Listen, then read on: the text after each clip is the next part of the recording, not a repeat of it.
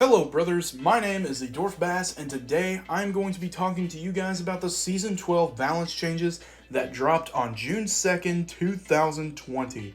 So, this season we're going to be taking a look at the Bomb Tower, the Prince, the Earthquake, the Royal Delivery, and we will also be standardizing troop deployment times.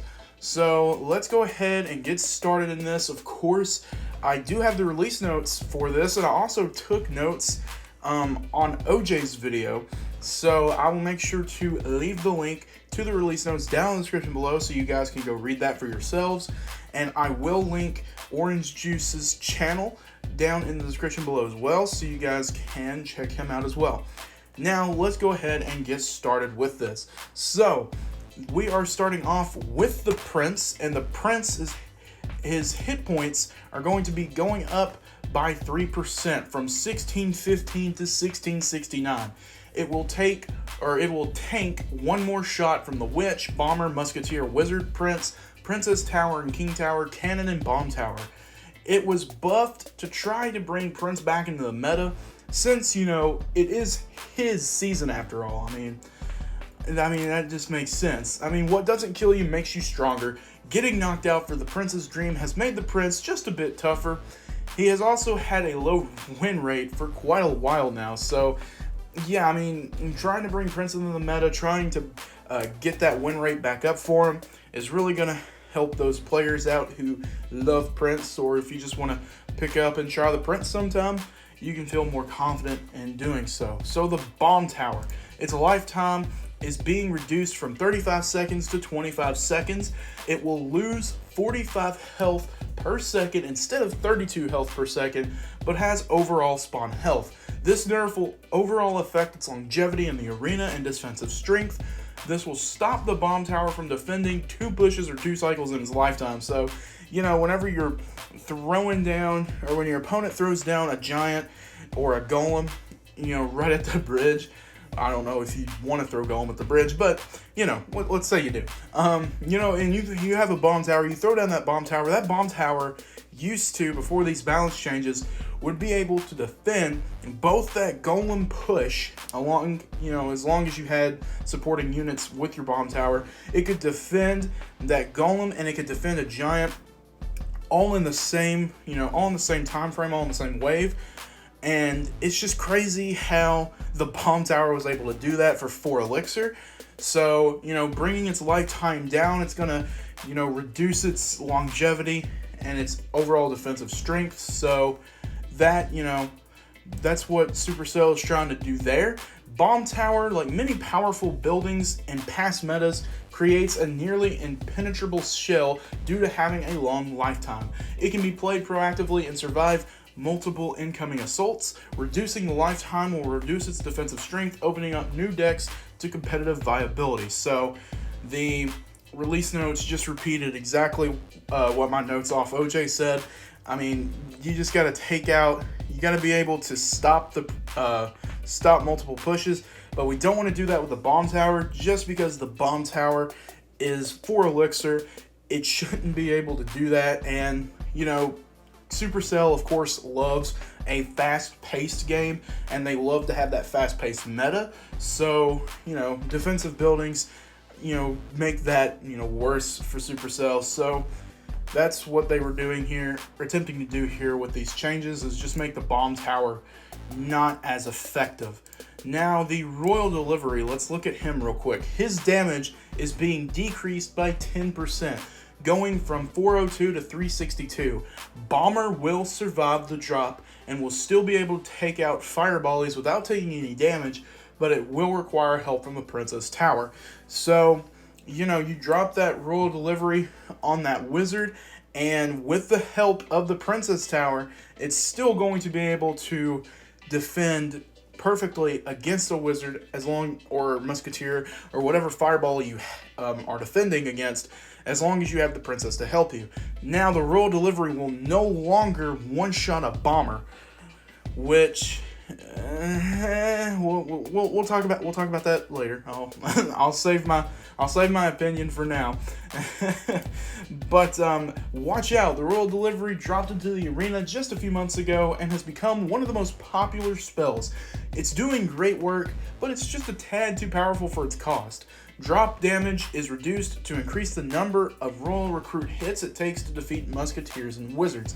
So, yeah, if you drop that Royal Recruit and that Princess Tower is not going to help you, it's going to take at least one or two more shots to take out Musketeers, Wizards, whatever fireballs you're trying to take out. So, definitely try to get that Princess Tower to lock on to whatever fireball that you need taken out by crossing it across the bridge, or by getting it across the bridge and then dropping that Royal Delivery. And, there you should be fine. Now the Earthquake. So the Earthquake, once again, is on this list. It is getting a mini rework. Its attack speed, or the attack speed, will no longer be influenced, but the move speed will be increased from 35% to 50%. This is an overall nerf due to the attack speed being removed, because even if your opponent did not have any buildings in their deck, which, is Earthquake's primary use, of course, you could still throw down Earthquakes on defending troops, so your Hog, Ram, or Battle Ram could get in there, or could get to the tower, get one more hit, one more charge on that Princess Tower.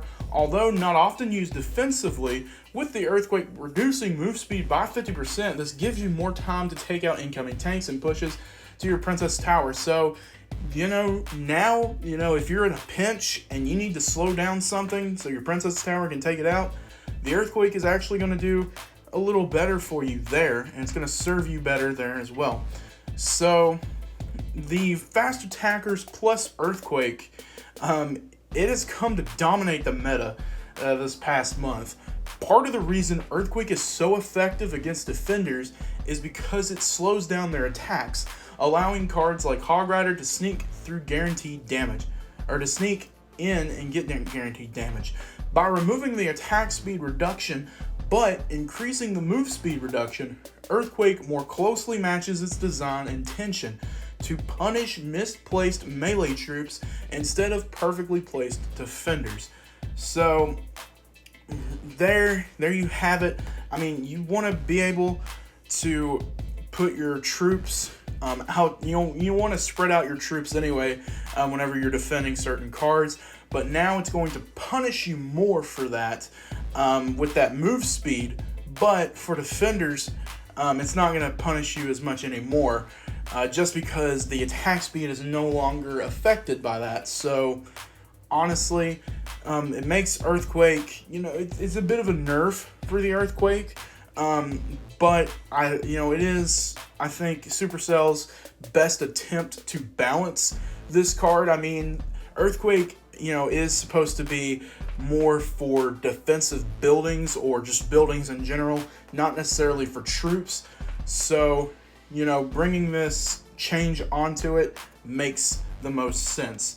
Now, let's look at this new standardization. So there's going to be a standardization for cards with 2 or more units. Now this is with the exception of Skeletons and Skeleton Army.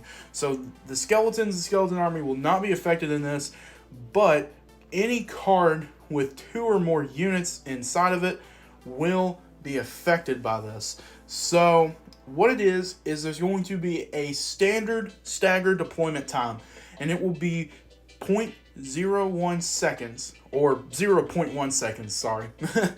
0.1 seconds. So this will make deploy times simple and will follow Supercell's consistent designs. Because Supercell is trying their hardest to make cards balanced, they want to keep that consistent design flow that they have. And so with this standardization of deployment time, you're going to see these different cards that are going to have the same deployment time, and they are going to be able to, it's going to be more consistent, and it's going to be not so overwhelming for those new players that are coming in to Clash Royale. I mean, I know whenever staggered deployment time, there's certain cards that, it deploys like immediately, or some cards will deploy in 0.5 seconds between each one. And I could see why it would be confusing for, new players into the game.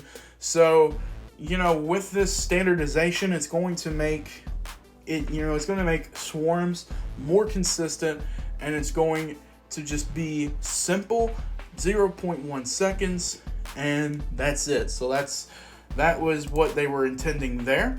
So I will read off of the release notes here. So standardization deploy times.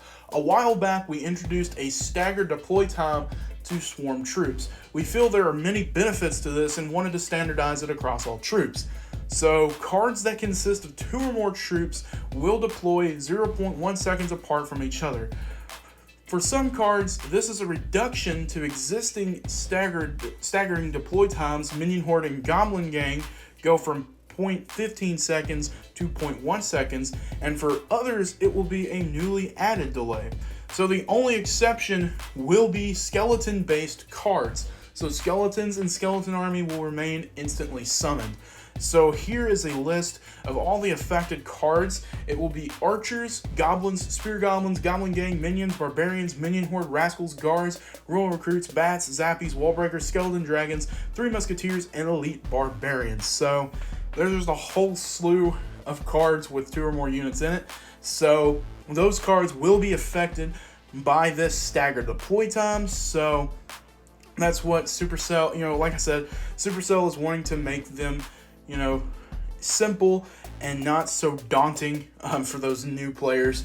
And it's supposed to be consistent. This game needs to be consistent, and so there you go. Supercell did it. Congratulations there.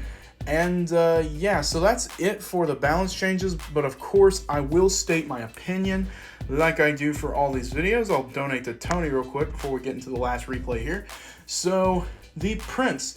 Do I agree with the Prince? Sure. I mean, I guess it is kind of a little bit unexpected, actually. I mean, I could see why they did this because he's been at a low win rate, but the Prince is a very powerful hitter, and so I use the Prince quite often down here, but I'm sure in higher gameplay he's probably not used that much, so that's where they were looking at there. And so with this hit point increase, it's going to make him stronger, and he'll be able to take more shots from certain units. So do I agree with the Prince's changes? Yes, I do.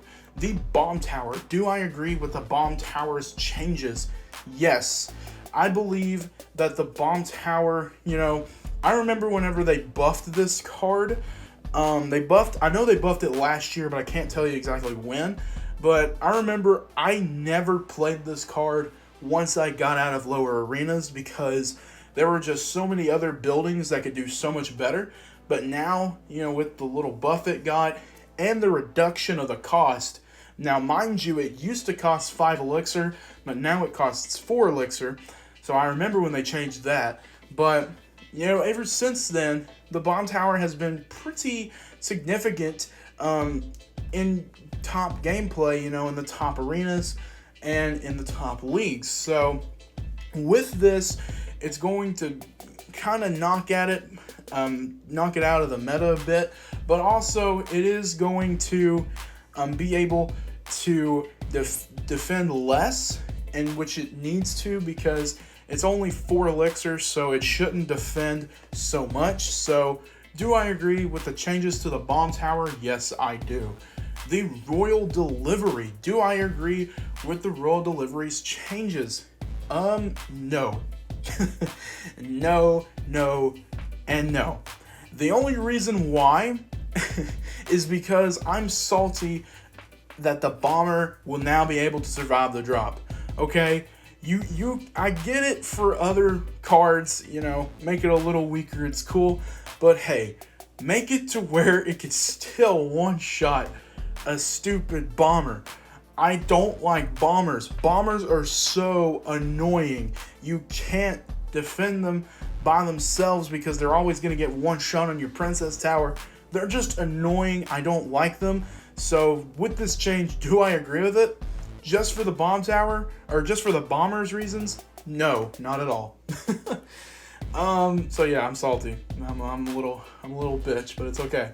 The earthquake. Do I agree with the earthquake's changes?